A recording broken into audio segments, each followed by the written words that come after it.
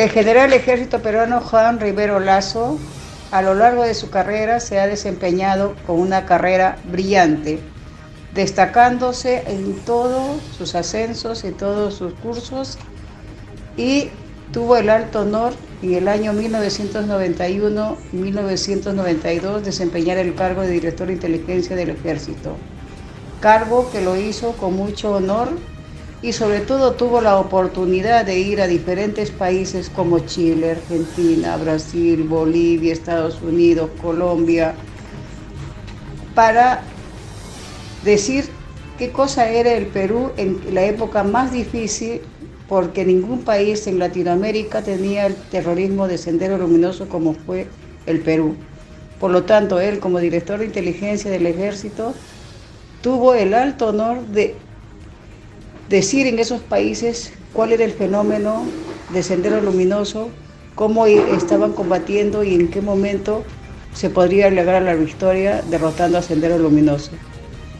En el transcurso de su vida, en el año 1992, en septiembre de 1992, se pudo capturar a Abimael Guzmán y toda su cúpula terrorista. También se capturó a cerca de 4.000 terroristas. El país entró en una etapa de tranquilidad. Desafortunadamente, y las circunstancias de la vida hubo que en el año 2001 se formó una nefasta Comisión de la Verdad, donde el Estado peruano fue a allanarse ante la Corte Interamericana en la cabeza de García Sayán. Como consecuencia de ello, hubo un linchamiento judicial hacia los militares.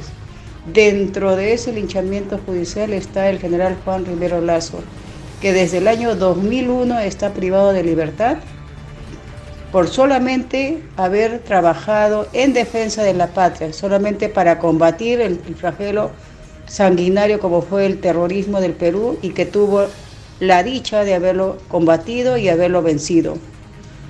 En la ironía de la vida, como él siempre dice, ningún país en el mundo enjuicia a sus soldados por errores o excesos. Desafortunadamente en el Perú así ha pasado.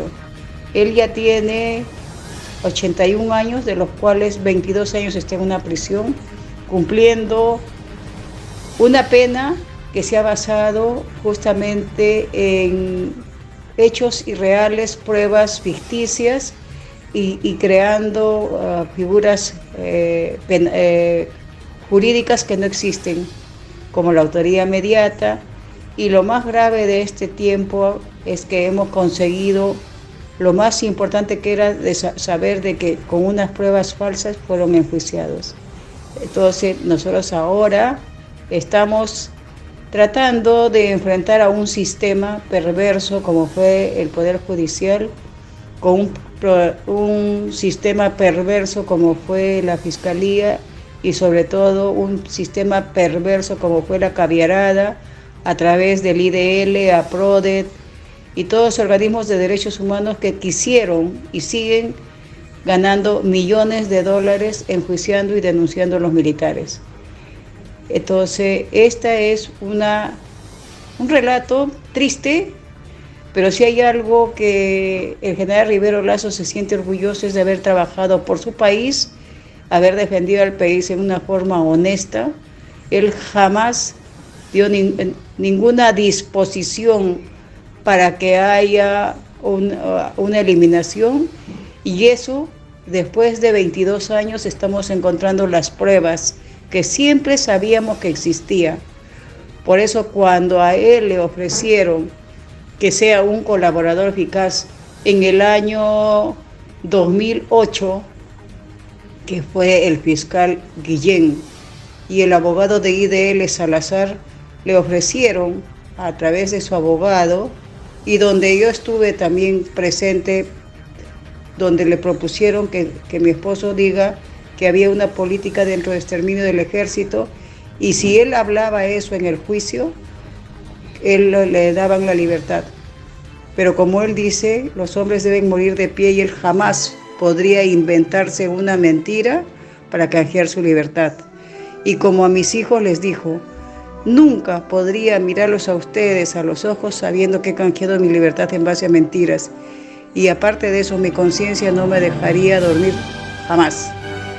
Mi ejército es un ejército valiente de soldados donde yo he combatido y hemos combatido el terrorismo, donde he visto desangrar a soldados, a oficiales. Y mi ejército nunca es un ejército de asesinos. Y eso lo estoy defendiendo aún a costa de mi vida y mi libertad. Como él dice, los hombres deben morir de pie, pero jamás de rodillas.